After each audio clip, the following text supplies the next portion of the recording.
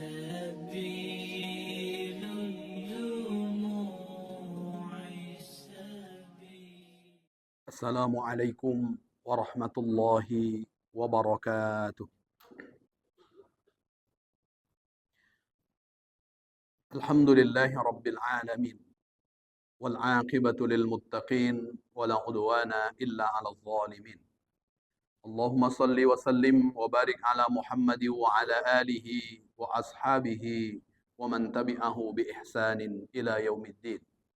Subhanaka la ilma lana illa ma 'allamtana innaka antal alimul hakim. Ma'asyiral muslimin wal muslimat, Bapak Ibu jamaah salat fardu zuhur yang dimuliakan oleh Allah Subhanahu wa taala. Bersyukur kita kepada Allah dengan mengucapkan kalimat alhamdulillahi rabbil alamin. Bersalawat dan bersalam kita kepada baginda Rasul dengan ucapan Allahumma shalli ala sayyidina Muhammad wa ala ali sayyidina Muhammad. Assalamu alayka ya Rasulullah. Bapak Ibu jamaah yang dimuliakan oleh Allah Subhanahu wa taala, pada kesempatan siang yang berbahagia ini saya akan membacakan cabang iman wasaminu wal arbaun. Adapun cabang iman yang ke-48, silaturahim, yaitu bersilaturahim. Iman seseorang kalau hanya sekedar memberikan pernyataan asyhadu an la ilaha illallah wa asyhadu anna Muhammadan abduhu wa rasuluh, itu ibarat urian, ibarat orang yang tidak mengenakan busana. Maka bagaimana supaya iman itu berbusana? Kita lengkapi dengan cabang-cabang iman sebagaimana yang dijelaskan oleh para ulama. Satu di antara cabang iman itu adalah bersilaturahim. Kalau kita berkeyakinan baik kepada Allah Subhanahu wa taala, mengakui Nabi Muhammad sallallahu alaihi wasallam adalah utusan Allah. Salat kita juga baik, tapi kita tidak mau bersilaturahim, berarti masih ada masalah dengan keimanan kita. Karena iman juga mengajarkan kepada kita bagaimana menyambung tali silaturahim. Tentu silaturahim yang paling prioritas adalah orang-orang yang ada hubungan dekat dengan kita. Adik-beradik kita, abang kita, adik kita, dan kemudian begitu juga paman kita. Rasul sallallahu alaihi wasallam mengabarkan tentang hal ini di dalam sabdanya, la yadkhulul jannah qati'un rahimin. Tidak akan masuk ke dalam surga orang yang memutus tali silaturahim. Maka selain Allah Subhanahu wa taala mewajibkan kepada kita untuk patuh dan taat kepadanya, di sisi lain interaksi kita, terutama dengan orang yang ada hubungan famili dengan kita, bagaimana kita menjalinnya dengan baik. Karena bersilaturahim satu di antara cabang keimanan. Bahkan ketika ada seseorang datang kepada Rasulullah sallallahu alaihi wasallam, "Ya Rasulullah, inni aznabtu dzamban kabira." Rasul, aku melakukan dosa besar. Banyak dahulu orang-orang yang datang kepada Rasulullah sallallahu alaihi wasallam mengaku dia bersalah. Sulit dilakukan oleh orang untuk konteks kekinian. Ketika datang kepada Rasulullah sallallahu alaihi wasallam mengaku punya dosa besar, apakah dosa besarku ini masih diampuni oleh Allah Subhanahu wa taala? Rasulullah sallallahu alaihi wasallam tidak menyuruhnya beristighfar. Rasulullah sallallahu alaihi wasallam juga tidak menyuruhnya untuk melaksanakan salat sunat taubah. Tapi Rasulullah sallallahu alaihi wasallam tanya, "Hallaka min ummin?" Apakah ibumu masih ada?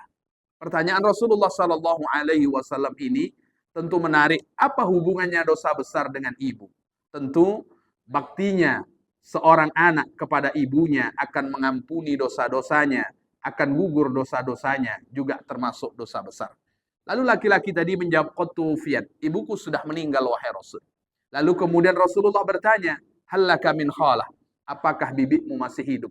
Lalu kemudian laki-laki tadi menjawab, na'am, iya Rasul, bibikku masih hidup. Ketika dia mengaku punya dosa besar, bibiknya masih hidup, apa pesan Rasulullah sallallahu alaihi wasallam untuknya? Idzan fabirraha, kalau bibikmu masih hidup, berbaktilah engkau kepadanya.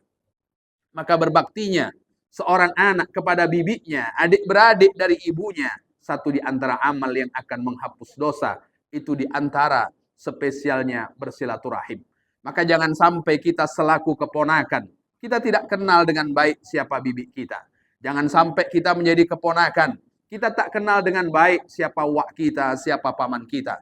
Bukankah mereka adalah orang-orang yang ketika orang tua kita sudah tidak ada, kita punya keharusan untuk berbakti kepada mereka. Dan bakti kita kepada mereka bukti iman kita kepada Allah Subhanahu wa taala. Barangkali ketika libur sekolah, kita sibuk mengajak anak kita untuk pergi ke tempat di mana menenangkan jiwa, di mana menyejukkan mata. Barangkali kita ajak anak kita pergi ke mall. Barangkali kita ajak anak kita pergi ke tempat wisata. Tapi ada satu hal yang kita tidak boleh melupakannya. Bawa mereka untuk jumpa dengan waknya. Bawa mereka untuk jumpa dengan pamannya. Ketika nanti kita mati, mall itu tidak akan mengenang kita. Tapi ketika kita sudah wafat menghadap Allah Subhanahu wa taala, ketika anak-anak kita masih berhubungan baik dengan pamannya, dengan waknya, maka akan menjadi aliran pahala bagi kita meskipun kita sudah tidak bisa berbuat, meskipun kita sudah berada di alam barzah. Rasul sallallahu alaihi wasallam juga berpesan kepada Abu Hurairah radhiyallahu an, satu di antara sahabat yang banyak meriwayatkan hadis dari baginda Rasul sallallahu alaihi wasallam. Apa pesan Rasulullah sallallahu alaihi wasallam kepada Abu Hurairah? Ya Abu Hurairah, wahai Abu Hurairah, sil rahimak ya'tika ar-rizqu min haitsu la yahtasib. Sambunglah hubungan silaturahim, sambunglah hubungan dengan famili, sambunglah hubungan dengan kerabat. Kenapa Rasulullah sallallahu alaihi wasallam berpesan ini kepada Abu Hurairah? Di antara manfaatnya kata Rasulullah, maka akan datang rezeki kepadamu dengan jalan yang engkau tidak pernah menduganya. Kalau seandainya rezeki sesuai dengan dugaan kita itu biasa, mohon maaf, umpamanya kita kerja dari awal bulan sampai akhir bulan, lalu kemudian kita mendapatkan gaji, itu sudah kita ketahui, kita akan mendapatkannya. Tapi ada rezeki yang kita tidak pernah menduganya, tapi rezeki itu sampai kepada kita. Satu di antaranya, itu akan terwujud bagi orang yang menyambung tali silaturahim. Terbuka rezeki bagi mereka yang menyambung tali silaturahim. Allah Subhanahu wa taala jamin melalui baginda Rasul sallallahu alaihi wasallam, silaturahim itu akan mendatangkan rezeki dengan cara yang tidak diduga-duga. Begitulah di antara pesan baginda Rasulullah sallallahu alaihi wasallam kepada Abu Hurairah. Kalau Abu Hurairah, sahabat Rasulullah sallallahu alaihi wasallam, masih Rasulullah sallallahu alaihi wasallam ajarkan tentang silaturahim, lalu bagaimana dengan kita yang secara masa sudah jauh dengan masa baginda Rasul sallallahu alaihi wasallam. Jangan sampai sombong kita membuat kita tidak mau berbaikan dengan abang adik kita. Jangan sampai kita menganggap kita lebih besar, lalu kemudian enggan kita melangkahkan kaki kita untuk datang ke rumah adik kita. Entah apa sebabnya, barangkali ada gesekan antara paman kita, wak kita, bibi kita dengan orang tua kita. Tapi jangan sampai itu menghentikan langkah kita untuk tetap menyambung tali silaturahim kepada mereka. Kita tidak hanya memikirkan tentang kita, tapi kita pikirkan juga anak-anak kita setelah kita menghadap Allah Subhanahu wa taala. Apakah gesekan ini akan tetap terus berlanjut atau kemudian kita yang akan menghentikannya? Apakah gesekan ini kita akan biarkan menular kepada anak-anak kita atau kemudian kita berusaha untuk membuka dada selapang-lapangnya, lalu kemudian kita tetap menjalin silaturahim kepada keluarga mereka.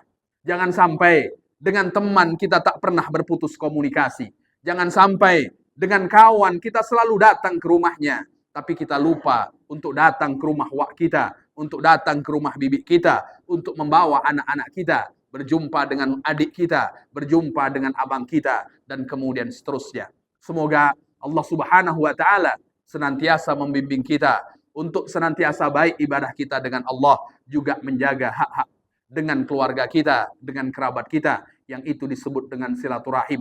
Dan semoga dengan itu kita termasuk orang-orang yang Allah Subhanahu wa taala kumpulkan kita dengan keluarga kita di dalam surga Allah Subhanahu wa taala, berjumpa dengan baginda Rasul sallallahu alaihi wasallam. Amin ya rabbal alamin. Barangkali demikian yang bisa saya bacakan pada kesempatan siang hari ini. Semoga bermanfaat. Tutur kata yang kurang berkenan saya mohon maaf. Sama-sama kita tutup dengan membaca doa kafaratul majlis.